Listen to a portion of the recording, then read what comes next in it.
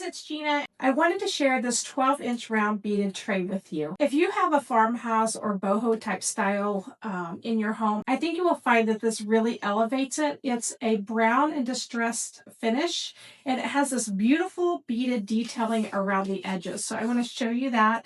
And then here on the bottom, it has 3 small feet that kind of have it, so it doesn't sit like flat. It does have a little bit of elevation. So I use this in a few places in my home. I've used it before on my coffee table with some things centered on the tray. You actually could even use this as a serving tray when you're hosting. The 12-inch size is really a perfect fit. It is not too big, right, and not too small. Kind of fits in that just right. So it's such an easy way to make your space kind of look styled and put together. And I will show you here, this is kind of a little bit of a larger candle.